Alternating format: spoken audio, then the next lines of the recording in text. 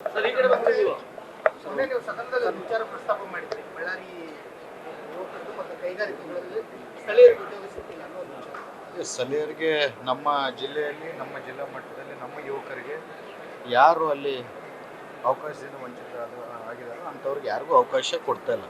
ಇಂಡಸ್ಟ್ರಿಯವರು ಸರೋಜಿನಿ ಮಹೇಶ್ ವರದಿ ಪ್ರಕಾರ ನಾವು ಕೊಡ್ತಿದ್ದೀವಿ ಅಂತ ಹೇಳ್ತಿದ್ದಾರೆ ಹೊರತು ಆ ರೀತಿಯಲ್ಲಿ ನಡೀತಾ ಇಲ್ಲ. ಅವ್ರು ಏನು ಮಾಡ್ತಾರೆ ಅಂತಂದರೆ, ಒಂದು 1000 ಜಾಬ್ ಬೇಕಿದ್ರೆ ಅದರಲ್ಲಿ ಒಂದು 100 ಜಾಬನ್ನು ನೇರ ನೇಮಕಾತಿ ಮಾಡಿಕೊಂಡು ಸರೋಜಿನಿ ಮಹೇಶ್ ವರದಿ ಪ್ರಕಾರ ನಾವು ಕೊಡ್ತಿದ್ದೀವಿ ಅಂತೇಳಿ ಸರ್ಕಾರಿಗೆ ವರದಿ ಕೊಡ್ತಾರೆ. ಇನ್ನು 900 ಜಾಬ್ಗಳನ್ನ ಪ್ರೈವೇಟ್ ಗುತ್ತಿಗೆದಾರರ ಮೂಲಕ ತೊಗೊಂಡು ಅವ್ರು ನಾರ್ತ್ ಇಂಡಿಯನ್ಸ್ನ, ಬೇರೆ ಅವ್ರನ್ನ ಹಿಂದಿ ಸ್ಪೋಕನ್ ಪೀಪಲ್ಸ್ನ ತೊಗೊಂಡು ಇಲ್ಲಿ ನಮ್ಮ ಯುವಕರಿಗೆ ಅವಕಾಶಗಳು ಸಿಗಬಾರ್ದು.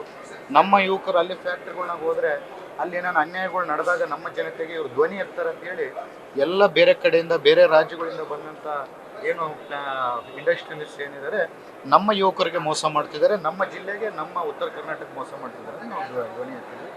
ಅದು ನಾವು ಆದಷ್ಟು ಬೇಗ ಇನ್ನೊಂದು ಕೂಡ ನಾನು ತೀರ್ಮಾನ ಮಾಡಿದ್ದೀನಿ.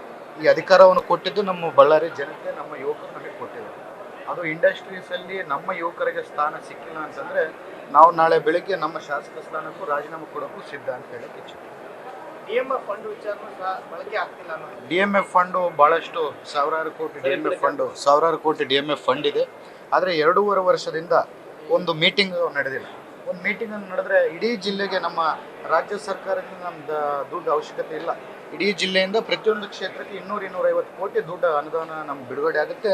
ಆದರೆ ಯಾವ ರೀತಿಯಲ್ಲಿ ಎದಕ್ಕೆ ಹಿಂಗೆ ಆಗ್ತಿದೆ ಅನ್ನೋ ನಮ್ಮ ಜಿಲ್ಲೆ ವಿಚಾರ ಬಂದಾಗ DMF ಮೀಟಿಂಗ್ಗಳು ಯಾಕೆ ನಡೀತಿದೆ? ಚಿತ್ರದುರ್ಗದಲ್ಲಿ DMF ಮೀಟಿಂಗ್ ನಡೆದು ಕೆಲಸಗಳು, ಕಾಮಗಾರಿಗಳು ಮುಗಿದೋಗಿದೆ.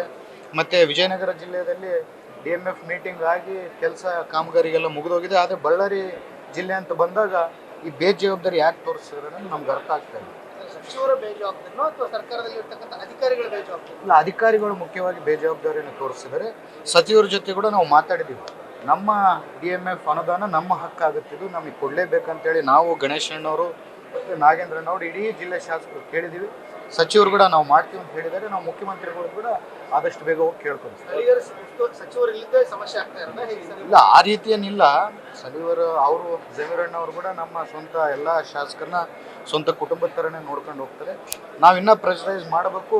ಯಾಕಂದರೆ ನಮ್ಮ ಯಾರು ಅಧಿಕಾರಿಗಳು ಇರ್ತಾರೋ ಅವ್ರು ಕರೆಕ್ಟಾಗಿ ಮಾಹಿತಿಯನ್ನು ಕೊಡ್ತಾರೆ.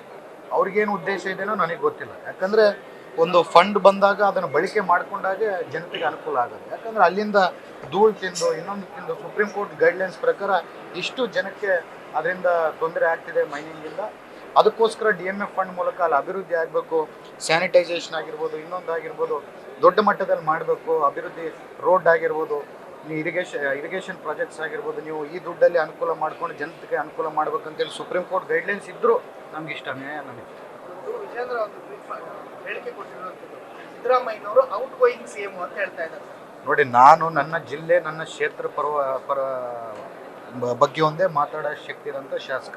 ನಾನು ಫಸ್ಟ್ ಟೈಮ್ ಮೊದಲನೇ ಬಾರಿ ಗೆದ್ದಿದ್ದಂಥ ಶಾಸಕ. ನನ್ನ ರಾಜ್ಯ ರಾಜಕಾರಣಿಗಳು ಡೆಲ್ಲಿಯಲ್ಲಿ ಏನು ನಡೆಯುತ್ತೋ, ಬೆಂಗಳೂರಲ್ಲಿ ಏನು ನಡೆಯುತ್ತೋ, ವಿಜೇಂದ್ರ ಅವರು ಏನು ಹೇಳ್ತಾರೋ ಅದಕ್ಕೆ ಉತ್ತರ ಕೊಡುವಷ್ಟು ದೊಡ್ಡವು ನನಗೆ.